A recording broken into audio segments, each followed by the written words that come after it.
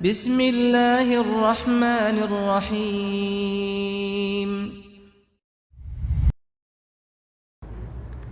Saya pernah melakukan zina dan minuman keras. Bagaimana dengan amal ibadah yang saya lakukan saat ini, dan bagaimana dengan hukum Islam tentang rajam dan potong tangan dan lain-lain? Apakah saya masih bisa berharap surganya Allah? Mohon nasihatnya Ustaz. Pertama sekali, hukum dalam Islam kisos, potong tangan, dipenggal lehernya, potong tangan kalau mencuri, dipenggal kalau membunuh, dirajam kalau berzina. Ini berlaku bagi orang yang kepergok. Berlaku bagi orang yang kepergok. Tidak berlaku bagi orang yang antum pernah berzina 5 tahun lalu, sekarang sudah taubat. Lalu antum datang kepada seorang ustaz atau kiai, saya sudah berzina, rajam saya. Bukan begitu. Makanya hadis Bukhari yang menjelaskan, seorang wanita pernah datang kepada Nabi SAW dan berkata, ya Rasulullah, saya sudah berzina dan saya hamil dari zina. Dia buat pengakuan. Apa kata Nabi SAW? Kau lagi hamil, pulanglah, melahirkan anak itu, karena anak itu nggak ada salahnya. Apa kata ulama hadis? Yang dimaksud oleh baginda Nabi SAW, pulang taubat, jangan kau kesini. Kalau tidak kepergok, udahlah, taubat, lindungi, kau berlindung di bawah naungannya Allah. Jangan, tidak ada, kita bukan seperti Katolik teman-teman yang harus pengakuan dosa disampaikan segala, lalu kemudian pasturnya kasih air suci lah kamu selesai. Nah, dalam Islam itu, karena dalam pengakuan dosa nggak ada. Antum tutupin dosa itu. Kata Nabi SAW dalam hadis Bukhari Muslim, orang yang paling buruk di sisi Allah adalah orang yang sudah Allah tutupi kesalahannya. Dia zina tadi malam nih, Allah tutupi sampai pagi, lalu dia sendiri yang mengekspos kesalahannya. Saya tadi malam, saya begini. Wanita itu teman-teman pada saat sudah selesai melahirkan 9 bulan masih kembali, ya Rasulullah, saya sudah melahirkan. Kata Nabi SAW, susui anak ini, masih ada waktu 2 tahun. Disuruh taubat oleh Nabi SAW, gitu kan? Pulang, habis menyusui ternyata iman dalam hatinya masih kuat. Ya Rasulullah, saya sudah menyusui, rajam saya mau disucikan. Barulah Nabi SAW mengatakan, baik, keraskan bajunya, kemudian dirajam, gitu kan? Karena dia terus meminta kepada Nabi SAW, tapi awalnya disuruh pergi, gitu kan? Lalu kemudian teman-teman sekalian yang terjadi, waktu lagi dilempar, ada seorang sahabat mengatakan, semoga Allah melaknatmu, kenapa kau berzina? Kata Nabi SAW, jangan kau laknat dia, perempuan ini, demi zat yang ubun-ubunnya Muhammad dalam genggamannya, dia telah bertaubat, kalau dibagi untuk 70 orang penduduk Madinah cukup buat mereka semua masuk surga. Luar biasa orang ini, jangan itu. Ada pernah sahabat mengatakan, ya Rasulullah, saya mencium seorang wanita di pinggir Madinah, asabtul mar'ah. Dalam ulama hadis mengatakan, dia mengatakan, saya sudah menciumnya, saya sudah memeluknya, tapi tidak terjadi perzinahan. Kata Nabi SAW, atusolli ma'ana, apa kau sholat bersama kami berjamaah? Kata dia, iya. Kata Nabi SAW, idhab, pergilah dari sini. Udah, artinya kau taubat, jangan ceritain ke saya, jangan buat pengakuan tuh, nggak usah. Taubat, tutupin aibmu, bertobat kepada Sang Pencipta. Karena yang kepergok, ditangkap lagi zina, itu kena hukum. Kepergok lagi mencuri, kena hukum, gitu. Pernah ada sahabat datang mengatakan, ya Rasulullah, saya berzina, dalam hadis Bukhari semua ini. Kata Nabi SAW sambil, ini orang lagi berhadap begini, Nabi SAW alihkan ke sana. Mungkin kau hanya menciumnya. Nabi SAW alihkan dia. Mungkin kau, jangan datang ngaku sini, pergi sana taubat, gitu lah. Kata Nabi SAW, mungkin kau hanya menciumnya. Dia datang ke sini, ya Rasulullah, saya telah berzina. Nabi SAW alihkan lagi ke sini, mungkin kau hanya memeluknya, sambil tidak melihat wajahnya orang ini. Dia datang lagi, ya Rasulullah, saya sudah berzina. Nabi SAW balik lagi ke arah kiri, mungkin kau hanya begini dan begitu. Dia datang, ya Rasulullah, saya meletakkan kemaluan saya, dari kemaluannya saya sudah berzina, rajam saya. Dia mau sucikan dirinya, maka dia berikan kesaksian buat dirinya. Nabi sudah alihkan, tetap dia mau, ya sudah, ya dirajam. Pada saat lagi dilempar, teman-teman sekalian, ini riwayat Bukhari, lagi dilemparin, sahabat ini rupanya kesakitan, lagi dirajam, lari dia. Ada satu sahabat kejar, diamtam pakai batu, mati, karena dipukul pakai batu, dikejar kan. Kata Nabi SAW, halla taraktumu fayatubu yutubullahu alaih. Tidakkah kalian biarkan aja dia pergi, semoga saja dia taubat dan Allah terima taubatnya. Karena ini shock terapi sebenarnya kan, supaya dia tidak ulangi. Dalam Islam tidak ada teman-teman begitu orang buat mengaku penggal lehernya, ngaku potong tangannya, bukan itu. Ini memang Allah mengatakan, walakum fil qisasi hayatun ya ulil albab. Dalam qisas itu ada kemakmuran hidup bagi orang-orang yang berakal, dan ini bagi orang yang seperti saya jelaskan tadi teman-teman yang kepergok. Kalau orang sudah taubat, antum melakukan dosa sudah taubat, sudah antara antum dengan Allah, jangan ceritakan. Dan ulama masuk dalam bab masalah menikah, tidak dibenarkan seorang laki-laki bertanya pada istrinya atau istri bertanya pada suaminya, sebelum nikah kau pernah berzina enggak? Ini nggak boleh ditanyain dan tidak boleh dijawab. Yang ditanya nggak boleh jawab. Untuk apa? Baik kalau dia bilang iya saya pernah zina, gimana? Untuk apa nanya? Sekarang depan mata saya ini istri saya, ini suami saya, selesai. Yang saya tahu zahirnya adalah orangnya baik. Itu hukum kita. Jangan korek-korek yang kita tidak tahu, nggak usah. Nggak perlu. Nggak usah periksa-periksa HP. Ngambil tugasnya malaikat. Lah iya, Allah titip malaikat kiri kanan nggak? Yakin nggak dengan itu? Apa fungsinya? Kiraman katibin kata Allah. Tugasnya nulis, ngontrol suami kita di mana, istri kita di mana, dia yang nulis. Dan tidak ada yang luput dari penglihatan Allah SWT. Tidak ada dosa yang luput. Jangan repot-repot kita yang sibuk hubungi siapa, bicara sama siapa, habis umur untuk itu. Saya bilang sama istri saya nggak akan periksa HP-mu. Urusan kamu dengan Allah. Saya cuma ingatkan, tapi sesuatu yang salah depan mata saya luruskan. Dan saya tentram hidup dengan cara seperti itu. Gitu kan? Gak usah repot-repot, ada urusan sama Allah, kita selalu ingatkan kepada Allah SWT. Ini gak usah repot-repot, ini sekretaris dua ini luar biasa, gak tidur, gak capek.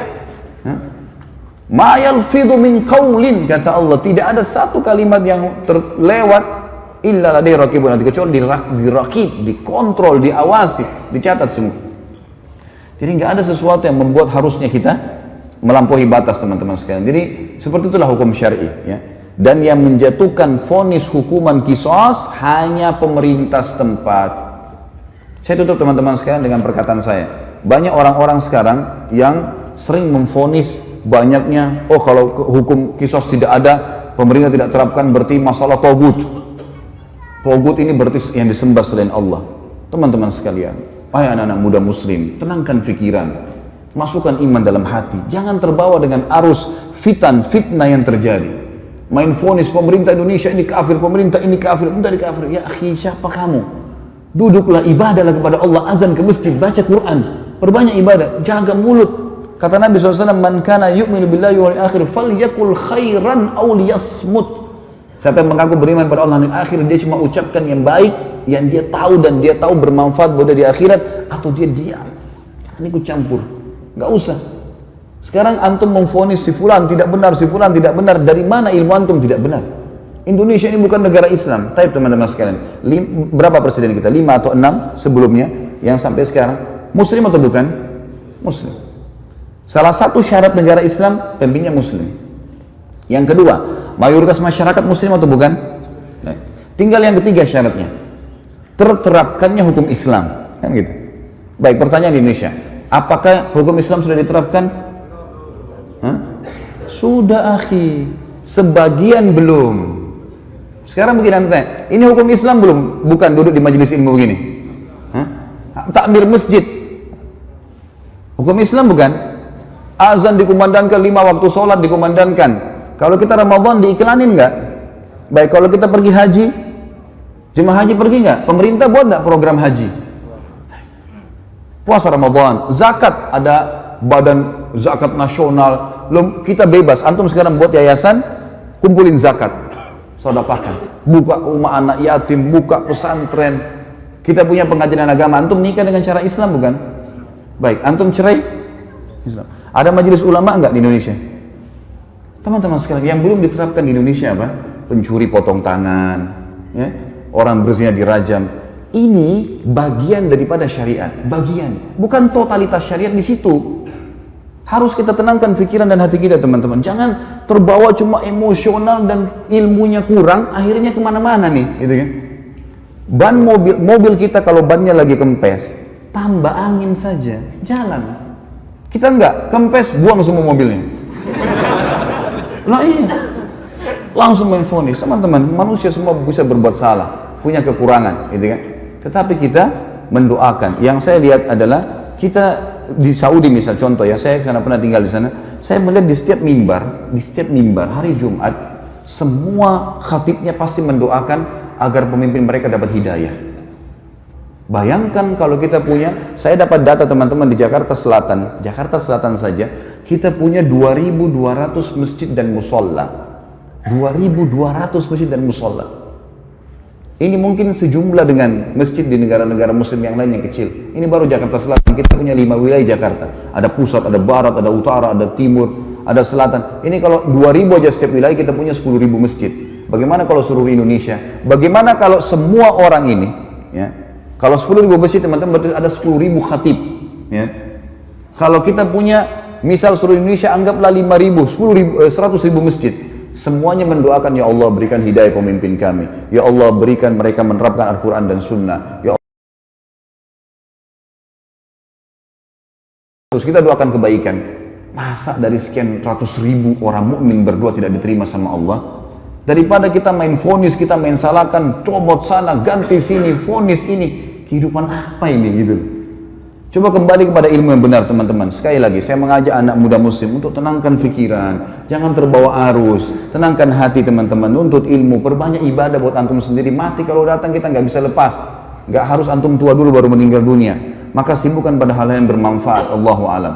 Ini tentu saja saya tutup teman-teman sekalian dengan kalimat saya bukan menggurui, saya tidak pernah menyebutkan nama orang, alhamdulillah di majelis saya tidak mau memvonis siapapun salah, tapi kita kembali kepada wahyu Allah subhanahu wa ta'ala sesuai dengan pemahaman para sahabat. Ini adalah hal yang paling tepat. Coba antum kembalikan kepada ini, maka hati kita akan tenang. Oh ternyata Ibnu Abbas, oh ternyata si fulan, oh ternyata si fulan. Ini yang insya Allah akan sudah cukup buat kita. Allahu a'lam. Mohon dimaafkan kalau ada salah tentunya, dan juga kalau ada benar pasti dari Allah. Kita berdoa kepada Allah Sang Pencipta agar seluruh amal yang pernah kita kerjakan diterima olehnya dengan kemahamurahannya, dan semoga saja semua dosa yang pernah kita kerjakan dimaafkan dan diganti pahala. Juga sisa umur kita semoga diberkahi di harta, di keluarga, di umur, dan juga pekerjaan, serta puncaknya kita diberikan oleh Allah Sang Pencipta masuk surga tanpa hisab. Dan tentu kita berharap ya Allah surga Firdausmu yang maha luas dan juga yang maha sempurna. Ya Allah, kami mohon kepadamu agar Engkau menolong saudara-saudara kami di Palestina, di Syria, di Yaman, di Irak, di Myanmar, dimanapun mereka berada yang sedang tertindas.